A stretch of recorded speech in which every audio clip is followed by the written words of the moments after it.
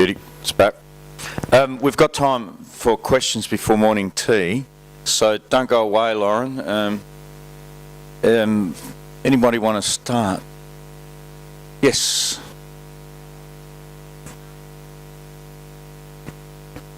Just on that mastitis, have you ever used frozen cabbage leaves to relieve it? They're wonderful. Yeah, it's frozen and I've often talked about actually designing something to actually strap to them and pop the leaves in. But you know, I have no doubt they work really wonderfully because they've I use them. So you can just take the cabbage leaves off the outside of your cabbage. So when you buy one, just stick them in the freezer, and then you've always got them on hand. Wonderful. An amazing relief because there's something in there. It smells disgusting, but there's something in the cabbage that actually absolutely draws out that inflammation. Yeah. Absolutely fantastic. Yeah, I agree with you. Yep. Okay. Anybody else? Yes, you do. Right. Lauren, why charcoal? I either missed it or didn't hear it. So.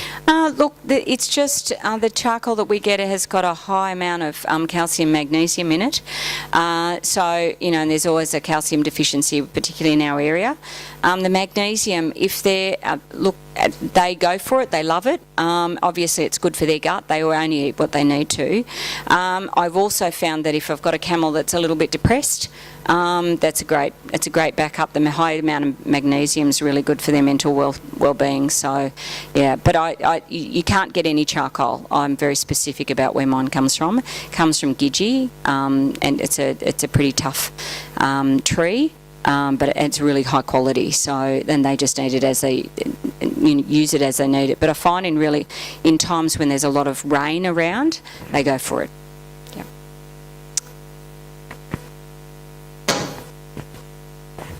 Thanks, Lauren. Interesting stuff. Could you please elaborate more about lantana toxicity? Have you experienced lantana toxicity? No, I haven't, but I do know from other people who have had, and I've witnessed some other properties of people. I was looking at them at supplies, and people have had used camels for weed control. I know from one particular fellow, he has an enormous amount of lantana. He has absolutely no breeding program at all. And he finds more aborted calves than he finds live ones. In fact, he doesn't have any live calves. They're all aborted.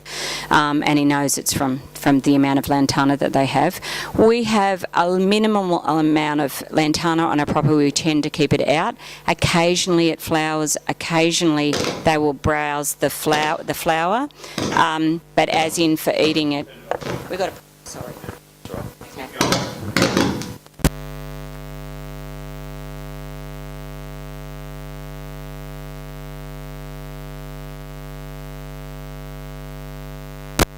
Still recording though, so still using.